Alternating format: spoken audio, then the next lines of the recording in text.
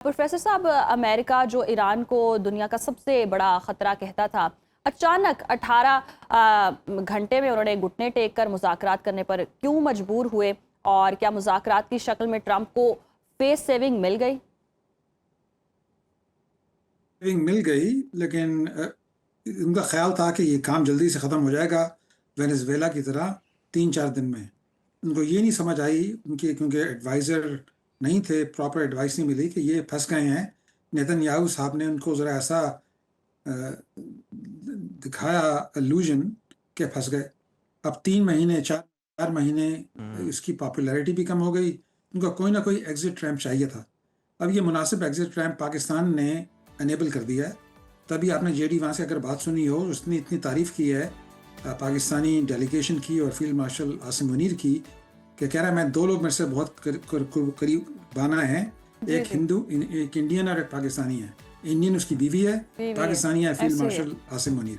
और कह रहे हैं दोनों में से ज़्यादा बातें मैंने पिछले 2 महीने में आसिम मुनीर से की है। तो इस तरह की रिलेशनशिप से ट्रस्ट बढ़ा था। इस रिलेशनशिप की वजह से पाकिस्तान ने अपना किरदार अदा किया मुज़ाकरात में, और कम से कम शुरू तो हो गए। MOU तो खैर स्टेज 1 है, मुश्किल बातें तब शुरू होंगी स्टेज 2 में, लेकिन चलो हम स्टेज 2 पे आ ही नहीं सकते थे जबकि हम स्टेज 1 ख़त्म ना होती।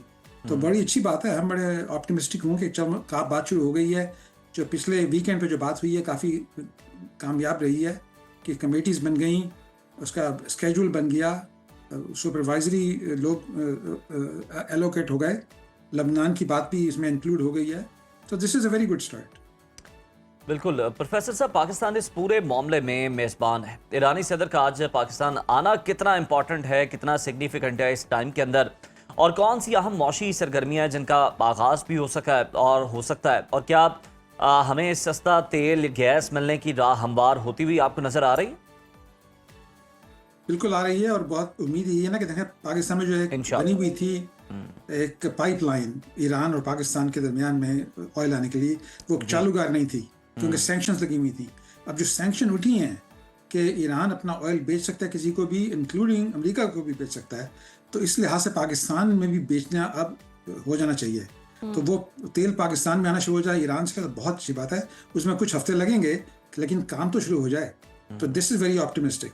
दूसरी बात यह भी है कि जो हमारी गवादर में ट्रैफिक बाईपास कर रहे थे, इंडिया और ईरान ने एक अपनी उन्होंने बना ली थी एक और पोर्ट, और वो पोर्ट अभी जंग के बाद वो बाईपास हो गया, अब गवादर से बात शुरू हो गई है। तो these are 2 very important factors हैं, पाकिस्तान के लिए बहुत फ़ायदेमंद है। गवादर की पोर्ट ज़्यादा चालू हो जाए, जो इंडिया ने बनाई थी ईरान में, तो उस पर काबू कम हो जाए और हमारा ऑयल पाइपलाइन चलनी शुरू हो जाए। उसकी दोनों चीज़ें बहुत पॉजिटिव हैं पाकिस्तान के लिए। अच्छा प्रोफेसर साहब, न्यूयॉर्क टाइम्स कह रहा है कि 4 माह की जंग के बाद असल फातेह ईरान है। क्या अमेरिका और इसराइल मिडल ईस्ट में मुकम्मल तौर पर आपको लग रहा है कि दूसरी बात ये भी है कि ट्रेडिंग शुरू हो जाएगी ना, ईरान और पाकिस्तान के दरमियान ट्रेडिंग शुरू हो जाएगी जी। ट्रेडिंग पार्टनर्स कौन है हमारे? तो इंडिया से हमारी ट्रेडिंग तो ज़्यादा नहीं होती, अफगानिस्तान से करने की ज़रूरत ही नहीं है। एक हमारा जो हमसाई रह गया वो है ईरान है। तो ईरान से भी जब ट्रेडिंग शुरू हो जाएगी, उसको पाकिस्तानी इकोनॉमी में बहुत फ़ायदा है। तो पाकिस्तान के लिए तो काफ़ी अच्छे इसका आउटकम हो सकता है अगले, आप देखें 2-3 महीने के अंदर अंदर। सही। अच्छा प्रोफेसर साहब, मैं आपसे पूछना ये चाह रही थी, जिस तरह से हम देख भी रहे हैं कि जंग के बादल अब फाइनली छट चुके हैं, और न्यूयॉर्क टाइम्स के मुताबिक उनका यही कहना है कि ईरान फातेह है। तो आपको लग रहा है कि जितने भी हम गल्फ स्टेट देख रहे हैं या मिडल ईस्ट में देख रहे हैं, तो अब जो अमेरिका और इसराइल हैं वो अपनी साख खो चुके हैं?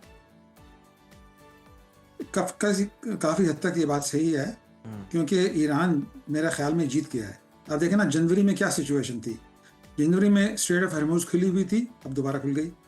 अमेरिका ने कोई वो उसके पोर्ट्स को काबू में वो जो ब्लॉकेट नहीं किया था, अभी भी ख़त्म हो गया है। फ़र्क ये हुआ है कि उस वक्त इस पर सैंक्शंस लगी हुई थी ईरान पे, अपना वो ऑयल बेच नहीं सकते थे, अब बेच सकते हैं। सही। और उस बारे में जो न्यूक्लियर की जो बात होने वाली थी, अभी भी होने वाली है। तो आप साइड बाय साइड देखें कॉलम में कि जनवरी में क्या हाल था और आज क्या हाल है। उसमें डिफरेंस यही है कि ईरान को कुछ सैंक्शन रिलीफ मिली है, कुछ पैसे उसके रिलीज़ हुए हैं, सैंक्शंस कम हुई हैं, ऑयल बेच सकते हैं। तो उसके सब देखें तो ईरान क्लियरली जीत गया है। लॉन्ग टर्म अमेरिका में भी विक्ट्री डिक्लेयर कर सकता है अगर अगले 2 महीने में या 4 महीने में एग्रीमेंट हो जाए कि न्यूक्लियर फ्यूल को कहाँ से एक्सपोर्ट किया जाए या डाइल्यूट कर दिया जाए, फिर अमेरिका भी अपनी आपको जंग में कहें कि हमारी भी अमन आ गया है और हम जीत गए हैं, लेकिन वो करने में लगेंगे, कुछ महीने लगेंगे उसको। तो फिलहाल ईरान जीत चुका है।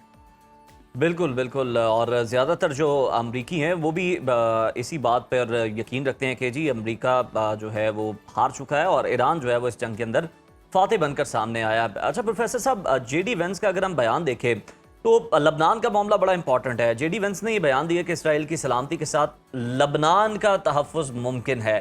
क्या ये महज एक सियासी चाल है या अमरीका इसराइल की सिक्योरिटी से अब पीछे हटता हुआ दिखाई दे रहा है, या फिर कोई इस तरह की स्ट्रेटजी जो है वो इख्तियार कर रहा है? आई थिंक डेफिनेटली जो अमेरिका का जो एटीट्यूड है टुवर्ड इजराइल चेंज हुआ है कि इजराइल ने इतनी बदतमीजियां की हैं, तो वो कह रहे हैं कि भाई ये क्या, तुम आराम से बैठो, हमें बात खत्म करने दो, तुम्हारा भी वक्त आएगा। इजराइल ये चाहता है कि वहाँ सदर्न लेबनान में वो काबू कर लें, जैसे उन्होंने गोलान हाइट्स को काबू किया था 1967 के वॉर के बाद, अभी तक नहीं दिया, अब देने का इम्कान ही नहीं है। मेरे ख्याल में साउथ सदर्न लेबनान में भी जो काबू किया ये वापस किसी को नहीं देंगे। उसकी सेटलमेंट ऐसी होगी, कोई एक नो मैन लैंड जोन बनाया जाएगा, डीमिलिटराइज जोन बनाया जाएगा, क्योंकि वहाँ से अटैक होते थे उनको कॉन्स्टेंटली पिछले 20 साल से। तो उन्होंने कोई 30-40 मील का किलोमीटर जाके ना घुस के जैसे गोलान हाइट को काबू किया था वो करेंगे। अमेरिका इसमें मदद करेगा, कोई सेटलमेंट कर देगा, लुबनान की हुकूमत से भी बातचीत हो के एक बफर जोन बनाया जाएगा, लेकिन वो जंग बादी तो कम करे ना, ताकि बात शुरू हो जाए। तो आई थिंक अमेरिका के पास लेवरेज है। जेडी वैंस ने भी स्टेटमेंट बड़ी स्ट्रांग दी है, ट्रंप ने भी सपोर्टिव स्टेटमेंट दी है। तो मेरा ख्याल में कि अगले कुछ हफ्तों तक इजराइल को काबू रखेंगे, उसका फिर डिप्लोमेटिक सोल्यूशन होगा। इसराइल वैसे सदर्न लबनान को काबू तो करेगा, सही, लेकिन उसके लिए ज़रूरी है सिक्योरिटी के लिए, लेकिन कोई सेटलमेंट हो जाएगी इसकी डिप्लोमेटिकली। सही सही। अच्छा प्रोफेसर साहब, अगर ईरान का मिसाइल प्रोग्राम डील में शामिल नहीं तो क्या इसराइल इसे कबूल करेगा या ये खिते में नए तनाज़े की बुनियाद बनेगा? ये तनाज़े की बुनियाद बनेगा, लेकिन उसको कुछ ना कुछ सेटलमेंट करनी पड़ेगी। इसका कोई आसान सोल्यूशन नहीं है। अब ट्रंप साहब ने भी कहा कि भाई अब एक मुल्क को आप ये नहीं कह सकते तुम्हारे सारे मिसाइल तुम अपने तबाह कर दो। एवरी कंट्री को बस राइट होता है अपनी सेल्फ डिफेंस का। तो उसकी को फिर एग्रीमेंट किया जाएगा कि उसके जो मिसाइल हैं या तो उसकी तरफ अटैक ना करें, कोई डिप्लोमेटिक होगा या कोई मिसाइल की शील्ड बनाई जाएगी या कोई और एग्रीमेंट होगा। इसराइल को चाहिए होगा कोई उसको किसी तरह की एश्योरेंस दी जाए कि उसकी तरफ मिसाइल लुबनान से नहीं आएंगे, हिजबुल्लाह से नहीं आएंगे। वो कैसे वो एग्रीमेंट होगा, वो सेपरेट एग्रीमेंट होगा, लेकिन ईरान को सारे अपने मिसाइल प्रोग्राम उसको गिव अप नहीं करना, लेकिन उसको सेटलमेंट करनी है कि आप इसराइल की तरफ वो नहीं भेजेंगे। अमेरिका शायद उसको गारंटी कोई प्रोवाइड करेगा, पेट्रियट मिसाइल लगा सकता है, डिप्लोमेटिक भी हो सकता है, कोई एग्रीमेंट भी हो सकता है, अगर आपने मिसाइल चलाए हैं हिजबुल्लाह को काबू नहीं किया तो हम मजीद फिर दोबारा आपको सैंक्शन कर देंगे। तो इस तरह का कोई डिप्लोमेटिक सेटलमेंट हुआ अगले 2-3 महीने में इसकी बात हो जाएगी, लेकिन इस ईरान को मिसाइल गिव अप करने की ज़रूरत नहीं है। ट्रंप ने भी सपोर्ट कर दिया उसके बारे में। सही, बट ट्रंप ने भी सपोर्ट किया इस मामले को। और प्रोफेसर साहब, अगर 60 रोज़ के अंदर हम देख रहे हैं कि जिस तरह से तकनीकी मामला तय पा रहे हैं, खुदा न खास्ता मुआहदा नहीं हो पाता, तो क्या जंग के इम्कानात दोबारा बढ़ जाएंगे? आपके नज़दीक इस पूरे बहरान का अगर देखा जाए तो असल हल क्या है? जो तकनीकी मामलात हैं, न्यूक्लियर डस्ट है, फिर उसके अलावा ईरान का मिसाइल सिस्टम है जिस पर अमेरिका को तहफ़्फ़ुज़ात हैं, आपने हुर्मुज़ का मामला है, तो ये मामलात कैसे सेटल होते हुए नजर आ रहे हैं आपको? नहीं, सेटल हो जाएगा। देखें, इसमें शायद 2 महीने से ज़्यादा लगेंगे। वैसे ये वो एक्सटेंड हो जाएगा 3 महीने 4 महीने में, लेकिन ये सेटलमेंट है। अच्छा, ईरान का जो न्यूक्लियर प्रोग्राम है वो इंस्पेक्शन दोबारा शुरू हो जाएगी। उसको 60% यूरेनियम जो प्यूरिफाई किया उसको 3.5% तक ले आएंगे। ईरान को सैंक्शन रिलीफ मिलेगी, लेकिन ओवर 2 साल के तक।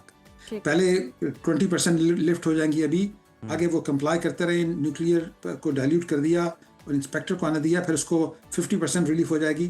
कुछ मजीद शर्तें हो जाएंगी तो 2 साल तक उसकी सारी रिलीफ हो जाएगी। तो फिर लुबनान को उन्होंने हिजबुल्लाह को भी काबू करना है। उसकी रिकंस्ट्रक्शन के लिए आपको वो फीसें टोल तो नहीं कहेंगे, फीस कहेंगे, फीस कलेक्ट करेंगे जी अब अगले 2 साल तक। वो फीस से रिकंस्ट्रक्शन हो जाएगी ईरान की, कुछ कंट्रीब्यूशन गल्फ स्टेट्स की भी आएंगी। So all these things is possible. तो सही। यही बात है जो पाकिस्तान के प्राइम मिनिस्टर और फील्ड मार्शल यही तो डिप्लोमेटिकली ये बात बिहाइंड द सीन कर रहे हैं कि भाई एक सेटलमेंट हो सकती है। आप दोनों तरफ थोड़ा थोड़ा अपना आपको देंगे, फाइनली सेटलमेंट you're हो not gonna get जाएगी everything you want. और ये जो मामलात हैं चीदा चीदा ये भी सॉर्ट हो जाएंगे। बहुत शुक्रिया प्रोफेसर नईम साहब आपके वक्त का।